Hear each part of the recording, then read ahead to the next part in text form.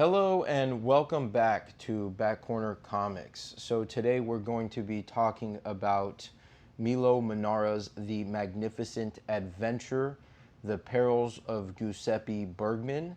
This is a recent reprint of this title from Fantagraphics, and it is a part of the Milo Manara library that they're putting out.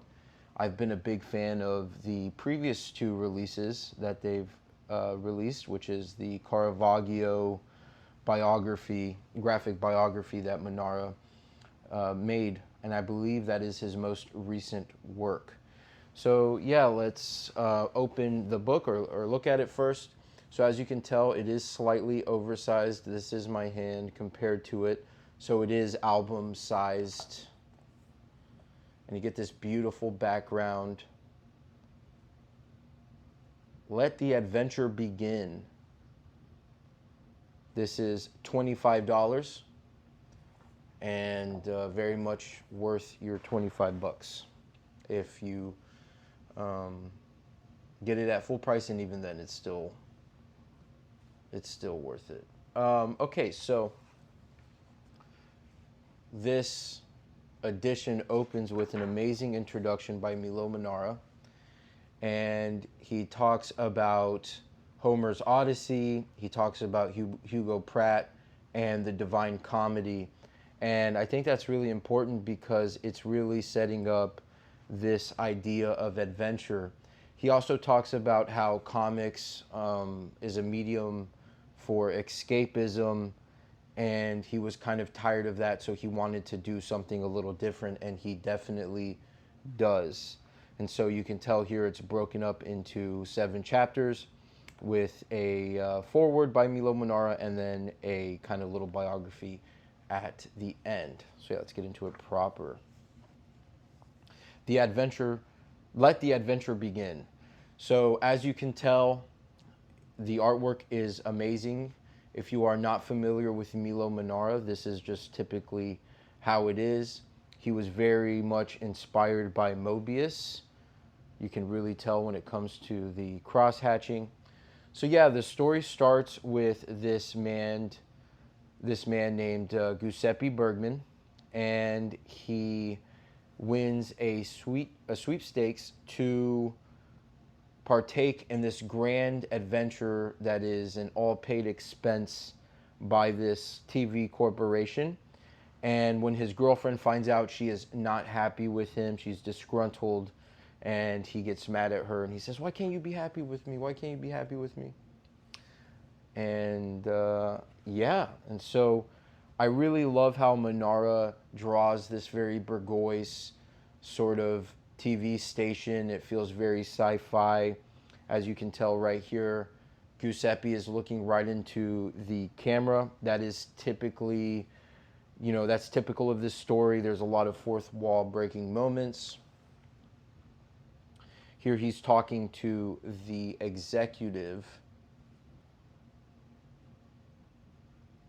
One of the things that I find so interesting is Giuseppe talks about wanting to break free from the rich assholes of his mundane life.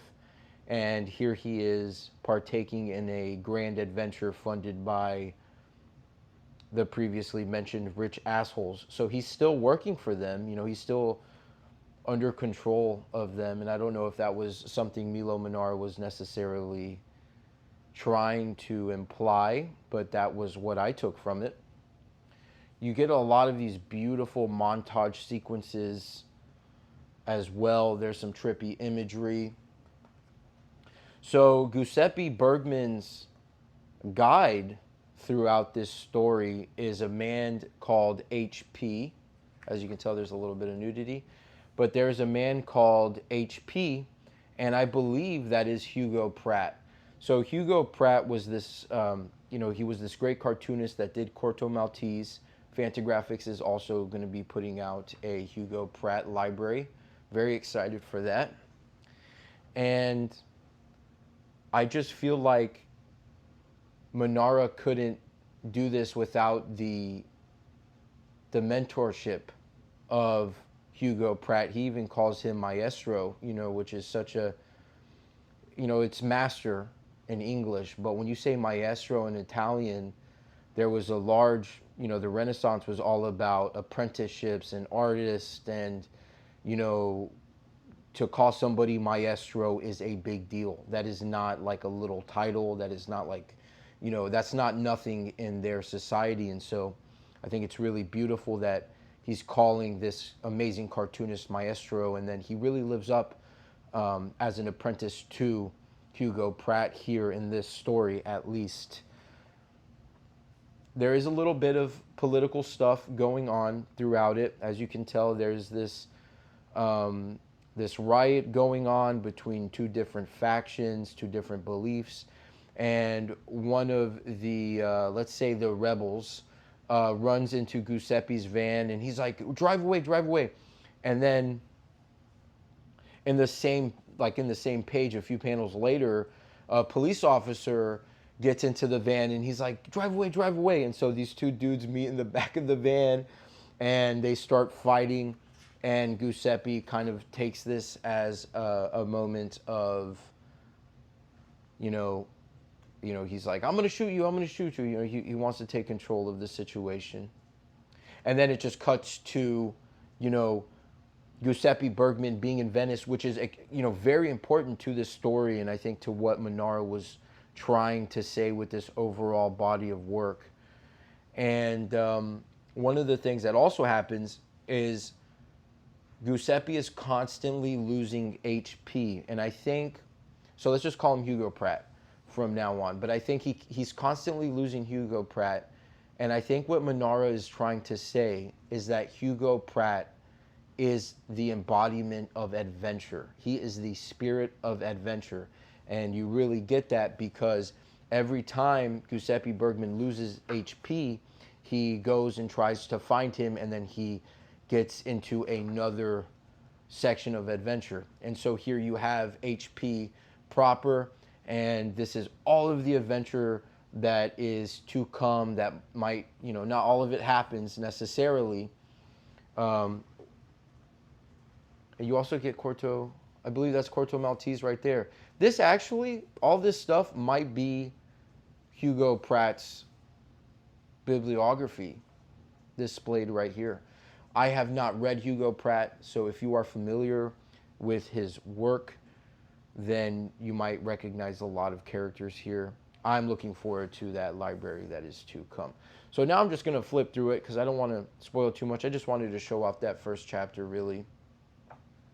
But, Manara does play with the idea that this is being filmed, and there is a lot of fourth wall breaking moments where, Giuseppe is like, cut, cut the cameras, let's do that again, and he'll run back into the scene, and he'll do the scene over again until, he's trying to get the desired effect, but of course it doesn't happen. It's a lot of fun. This is a postmodern adventure, and it feels like a postmodern adventure from the esoteric nature that happens later on, even throughout it, in the small interactions and stuff. There is a fun Basil Wolverton. Let me see if I can find it. There's a fun Basil Wolverton reference right there. That was a lot of fun to see.